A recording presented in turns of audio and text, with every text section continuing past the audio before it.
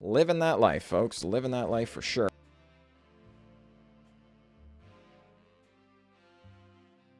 Greetings, everyone. I'm glad to be here, and I'm glad that you are here. Today's jank is in Historic. We had a viewer deck inspired by Luke in the chat, and it inspired me. You know what? We haven't done our own hidden stockpile list in a while, or our own hidden stockpile list in a while, and I got thinking, you know, it's time. It's time. We love ourselves some Anointed Procession. We love ourselves some hidden stockpile on the channel, and we've done it a number of times in the past, but we haven't done it recently. And there have been some really interesting cards released since the last time we did it. Notably, Lolth and Sorin, that are both planeswalkers that add creatures to the battlefield via token form. So with your Anointed Procession, they can really, really do sweet things. So what does Hidden Stockpile do? At the beginning of your end step, if a permanent you controlled left the battlefield this turn, create a 1/1 colorless servo artifact creature token. You can sacrifice it to scry 1. Or you can sacrifice a creature to scry 1 if you pay a single colorless. So the idea is, if you're just able to, I don't know, crack a Fabled Passage or have a creature die in combat or something like that, your Hidden Stockpile will revolt, create a 1/1. Seems like not a very significant thing, but consider the mana. You get your Hidden Stockpile costs 2. So how many 1/1s do you need to make to have the 2 mana be worth it? Well, the rate would typically be 2 tokens for your Hidden Stockpile, or for your token creator. But admittedly, you normally get the 2 tokens in the same turn, which is typically better than having to spread them out. So in this case, we'd like to get it 3. So trigger Revolt 3 times in a game may be on the tricky side for a lot of decks, but this deck is kind of designed to be a little bit suicide-y. We've got Bastion of Remembrance rather than Intangible Virtue, right? So when a creature you control dies, each opponent loses a life, you gain a life. So even though our creatures will be a little bit smaller, typically, them dying in combat and things, not a big deal. If we have Bastion of Remembrance down, our opponent is getting punished. Similarly, I think Meathook Massacre is a little bit overhyped in Historic in general because it's so expensive to get it to be an actual board sweeper. You know, it's X equals 3 to give all your creatures -3 and -3 costs 5 mana, right? That's a lot. But in decks where you're trying to utilize the whenever a creature you control dies, they lose. Whenever a creature opponent dies, you gain. Like, as long as you're taking advantage of that clause, Meathook Massacre is very good. So we do have 2 of those. We do have some graveyard hate because, darn it, there's so many graveyard decks out there right now. We have a Bojuka Bog, 2 Leyline of the Voids, and a Go Blank. I will admit, my first craft of this deck looked a little bit different, and we had some Rest in Peace in here. Last minute edition. Oh, yeah, darn it. Need that graveyard hate. I even recorded a game with that, and I think we're going to leave it in just as evidence that you can build a lot of Magic decks and still goof. Well, folks, this deck has a lot of on-death triggers. Bastion of Remembrances, Meathook Massacres, Lolths, Lilianas. All say, when something dies, do a thing. Well, Rest in Peace says if a creature would die, exile it instead. Meaning none of those on-death triggers happened. So yeah, a little bit of an embarrassing moment. Needless to say, we're back here recording the deck after that because I had to change the deck. Again, I'm going to leave it in there because I think the game was interesting and, you know, whatever, but it happens. So that said, we are going to go out and play some other games with this version of the deck. Hopefully we can get a few wins in there as well, when the deck is actually doing what it's supposed to do. So thank you, everyone. Let's go play some games. All right, folks, here we are up against Victor Hugo. I was not expecting to utter those words today, but here we are. So yeah, this hand appears keepable. We will hang on to it, and I think we're going to... This is tough. I think we'll go with the Godless Shrine tapped. When you keep a 4-land hand, there's a good possibility that we just keep drawing lands or draw 1 or 2 more, and then this enters untapped anyway. So, oh no, they take our wedding announcement. That makes our hand much, much, much, much worse. Oh no. This card was going to do a lot for us. It is no longer doing a lot for us. It is now doing nothing for us. Oh, crud. Alright, Victor Hugo. Plops down a Burglar Rats, and... Sure. Something's telling me our opponent is doing some discard-y shenanigans, folks. I know. I know. That is a controversial take, considering turn 1 discard, turn 2 discard. But I would really, really like to be able to cast some of my spells. Well, apparently, our opponent's going to say, no, no spells for you. We're just going to go ahead and discard the Liliana right now. There's a 0% chance we end up casting that card, so our opponent's just going to make us discard over and over and over, I think. So, you know. Yeah, well, we're just going to foretell and pass the turn. Your go, Victor Hugo. Your go. Well, we have some insulation against dying to attacks, but, you know, our opponent's Davriel can kill us. So they still have 4 cards in hand. We have no cards in hand. Feels pretty bad. But at least we made some land drops. We're up to 4 mana. This does, you know. Alright, well. This sounds silly, folks, but we're actually going to pay the life here and pass because we can Castle Ardenvale and make a dude, which is not great, but it is better than nothing for sure. And I think we would rather have a 1/1 than have the extra 2 life here. Opponent does not attack because they recognize what can happen here. And so we're not going to disappoint. We are going to make a 1/1. We do intend to attack. We'll see if they have spot removal. I would be quite surprised if they don't have spot removal. You know, but they might just be planning on blocking with the Burglar Rat. Alright, well, which obviously is why they kept it back, right? Okay. Opponent does have the Fatal Push. Okay. Then we're just going to wait. Our opponent very likely to try and hit us with some kind of discard thing. Maybe it's just Davriel. It is. Alright. I think we would rather just get rid of the Burglar Rat than make a 1/1. At the end of the day, our 1/1 is pretty likely to trade anyway. Whereas this way, you know, it's gone. And if it did trade and they could get it back, that would be inconvenient, right? So they can't get the creature back now. It's a little bit of a close one. I don't know. Oh my gosh. They have the 3rd Davriel. Oh my word. Okay. Alright, well. Opponent. Here we go. Up to 5 mana available to them now. Yep, well. Castle Ardenvale. We are down to 9 life, folks. Not great. Down to 7 life. We're going to try and draw out a removal spell before we... Vanishing Verse. Yep. Murderous Rider does happen. Well, so we're going to do this right now. Pass the turn. Okay. Your go, Victor Hugo. It seems unlikely they have the 4th Davriel, though stranger things have happened in the game of Magic. They could have, you know, 4 mana Davriel, perhaps. Haha! Well, there it is. Yeah. That doesn't really do much here.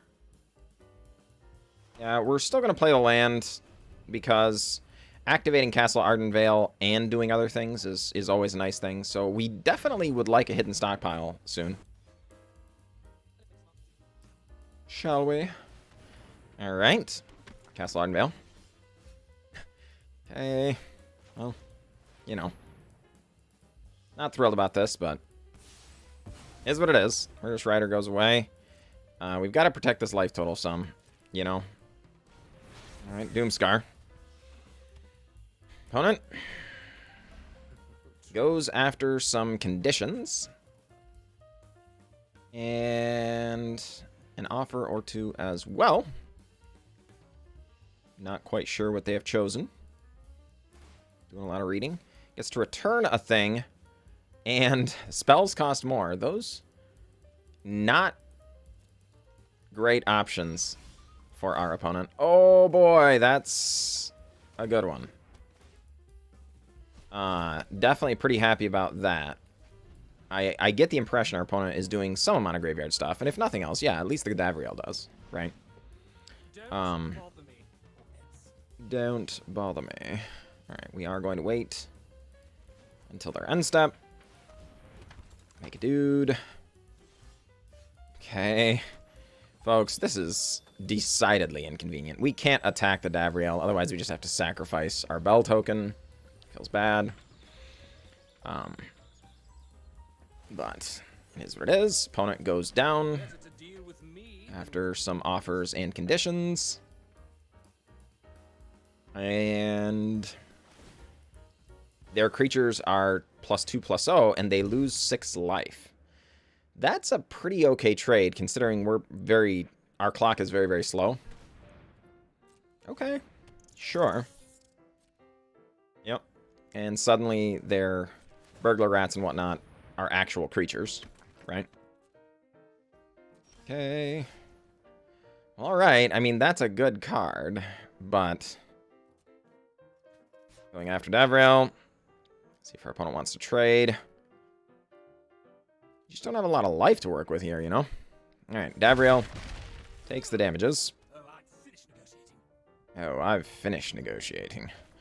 I think we're actually just going to Doomskar here. Because I'm afraid they've got spot removal, and then they're going to hiss with the burglar rat, you know? And these 1/1s mean nothing to us, right? Absolutely nothing. The Doomskars aren't super great either right now. But presumably they're running other discard creatures as well, you know? So we're just going to try and take it slow, play it cautious. You know, our opponent has 6 cards in hand. Some of them do stuff. I'm convinced of it. All right, hey, we found some life gain. Bastion of Remembrance. That's a good one. Yeah, still can't attack, though, unfortunately. Because Davriel has a +1, you know? And for those that don't remember it, until your next turn, whenever an opponent attacks you and or a planeswalker you control, they discard a card. If they can't, they sacrifice an attacking creature. So whenever you attack with just one, you have to sacrifice it, right? Which, not particularly ideal.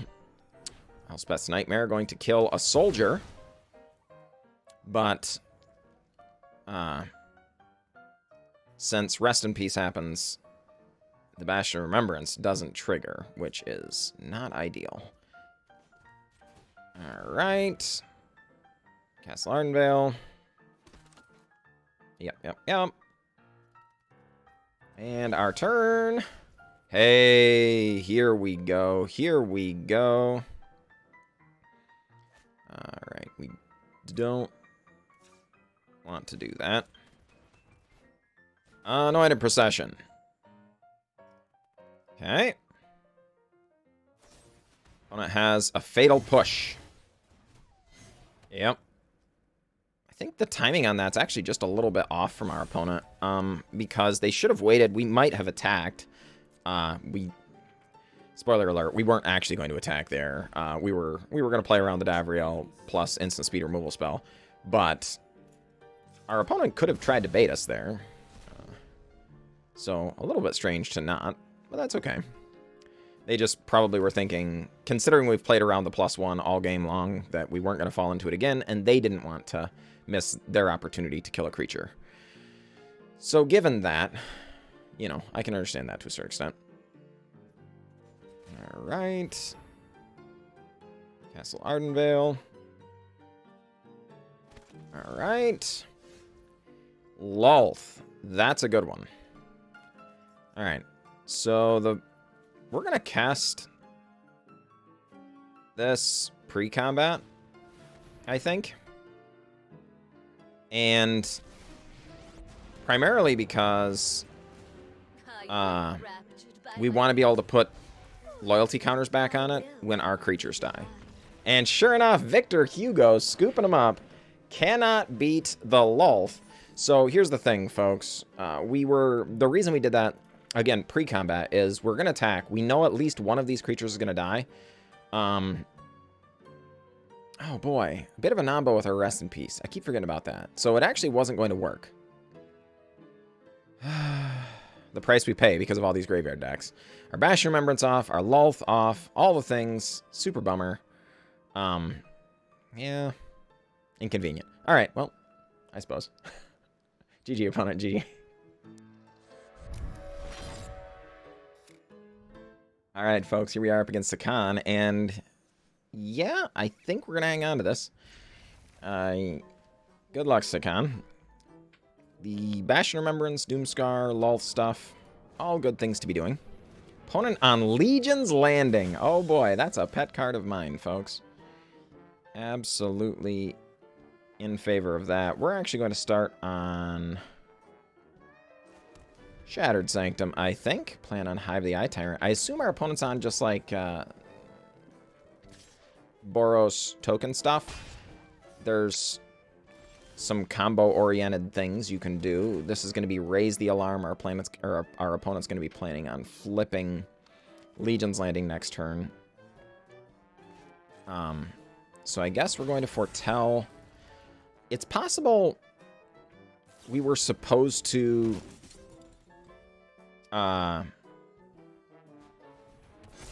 okay, Intangible Virtue. Okay, that's unfortunate, but it is what it is. Yep. We were worried they might have Transmogrify this turn, right? Yeah, so let's not fool around. We're just going to kill the lifelink one and pass. We're going to hold up Vanishing Verse. If they just go to combat with Intangible Virtue up, we will kill the Intangible Virtue. We're kind of expecting our opponent to go land... Oh, crud. Land Transmogrify, and that would have been not great, but just Intangible Virtue here is also not great. Okay. So, Fabled Passage for a white mana. And, yeah, we're just going to Meathook Massacre X equals 2, because we don't want all of these tokens to ruin our day. We gain 2 life. Our opponent goes to their turn, does have the 4th mana now. And of course, 4 mana is terrifying from this deck because of Transmogrify. Opponent has Heroic Reinforcements. Holy crud, yeah, they were living that life, folks. Living that life for sure. Alright, so Bastion of Remembrance, come on down. We're planning on Vanishing Versing either the Intangible Virtue or the token they Transmogrify, of course. Woo! Not much we can do there, for sure. So, GG, opponent, GG. Just Heroic Reinforcements, Heroic Reinforcements. GG. Alright, folks, here we are up against Mac Powell. Good luck, Mac Powell. And yeah, we're going to keep this. Opponent starts on Temple Garden. Fair enough. We're just going to lead on Fabled Passage for a white mana, but we're not going to crack it until their turn, of course. Presumably our opponent's on, you know, life-gaining stuff. Yeah, and Prosperous Innkeeper happens, so we're going to go after our own white mana. And Prosperous Innkeeper, a treasure token, and we get a Bastion of Remembrance off the top. So we're just going to go with Hive the Eye Tyrant, pass the turn. Our opponent being on the play here in this matchup, not great for us.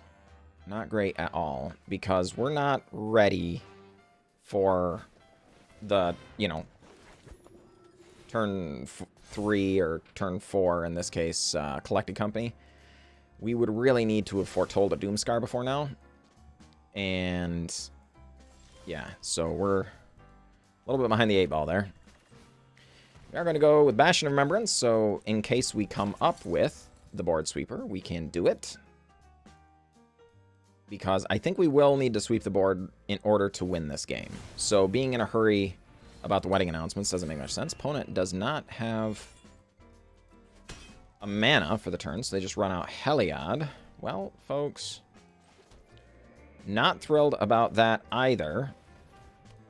So we do have mana for a Doomskar if it comes off the top this turn, but darn it, we need it to come off the top this turn. Okay, no blocks. Opponent going to give lifelink, unsurprisingly. We drop to 14. Counter goes on the Prosperous Innkeeper. Counter goes on the Trellisara. We draw Meathook Massacre. That is not the same. But is it good enough? I honestly don't think it is right now. So let's just go with Bastion of Remembrance, make a couple of dudes, and pass the turn. We can do a lot of chumping here. They have another Prosperous Innkeeper. Okay, sure. Opponent comes down with a card. Alright, counter, counter. Okay. Was not expecting that. Well, we're going to block. Yep. Opponent gets drained. Still not enough. So I guess we're going to X equals 3. Get rid of these Prosperous Innkeepers because we don't want our opponent to just combo off, right? Like, that's the thing we don't want. The Trellisara is annoying, but we do have plenty of answers to it in the deck sooner or later. But our opponent being able to scry with it is also really, really annoying. So, opponent does the life-linking stuff. Yep, we drop to 17. They go to 23. Opponent gains a life. Opponent does some scrying. Goes bottom. Doomskar. Okay. Well, do we run it out? No, let's not. Let's foretell wedding announcement to give ourselves a chump. And get some counters going on that.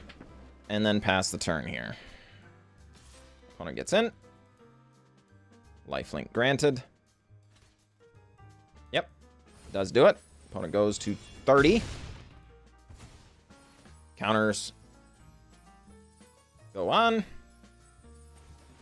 Life lost. Life drained. Life drained. Opponent drops back down to 27. Does a little scrying, goes bottom.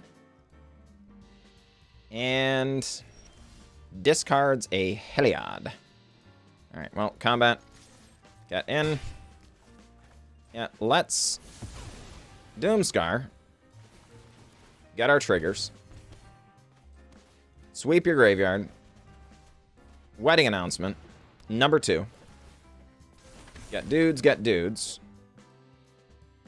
Opponent has a Soul Warden. That is an annoying magic card, folks, because we're going to be making a whole bunch of tokens here.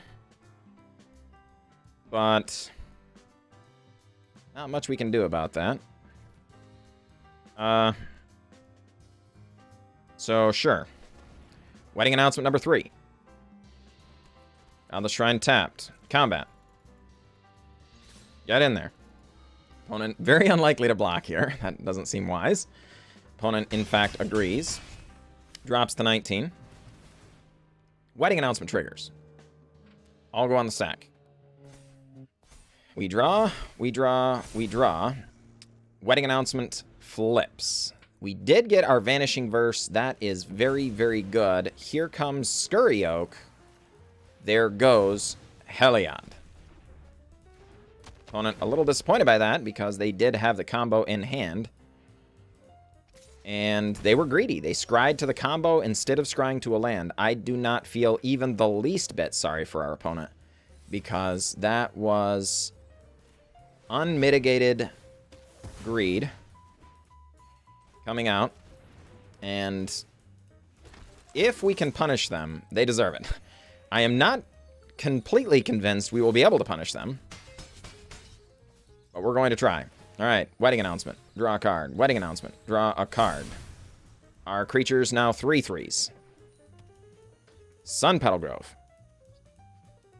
And Ranger, Captain of Eos. Coming on down. Yep. Reveals a creature mana value 1 or less. Puts it into the hand. It's a Soul Warden.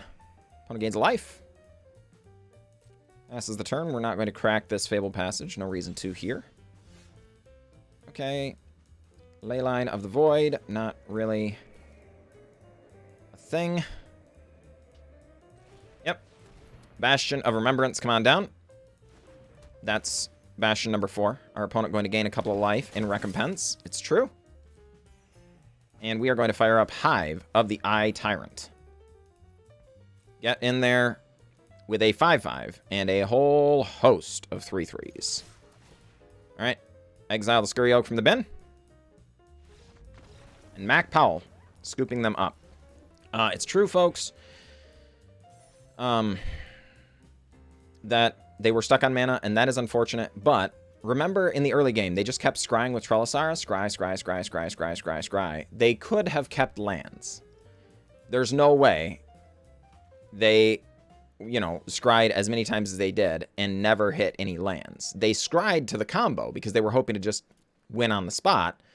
They got their Scurry Oak, or they got their Heliod down, then they got their Scurry Oak down, and, you know, we're expecting to win the game. We had the instant speed interaction, and they were punished. So it's always unfortunate when it comes down to mana screw like this, but it's also one of those times when, if you're greedy in your combo deck, you got to know your opponent might have interaction for it. So GG, opponent, GG. Welcome back, folks. Those are some sweet, sweet games. We ended up with 5 games played. We won 3, lost 2. The one was, we did lose to a life gain deck where we had all the appropriate amounts of interaction and we just needed to draw Doomskar because our opponent hit perfect card. The last card was Collected Company right off the top for the rest of the combo. Even though we'd exiled 2 Heliods, they still hit a Heliod off of their Collected Company, so felt bad. Really feel like we were in the driver's seat on that one. And just kind of got a little bit unlucky there. You know how it happens. But the rest of the games, honestly, it went pretty well. And you can never really complain with a 3-2 record. It's doing what you would expect. The deck, it grinds. You know, it's not going to win overly quickly, but it's going to get the job done eventually. It is true, the Leyline of the Voids never ended up coming down, but in fairness, we also never really ended up against a deck that we really needed to see the Leyline of the Voids either. It's possible, you know, maybe we should be running all 4 just to, because there are so many Reanimate style decks and Phoenix decks and things in the meta right now, but I think 2 should typically be enough in conjunction with the Go Blanks and Bojuka Bogs, but I don't know. I would be interested to hear how you folks feel about that, and what changes you might make to the deck, because it played really well, but there's always room for improvement. So definitely hit me up in the comments below if you feel like there are changes you would make. And I want to say thank you to Luke one more time for the original list that admittedly I did adapt quite a bit, but just inspiring me to, you know what, go out there and play one of my favorite cards again. So it was a lot of fun, and I will catch you all next time.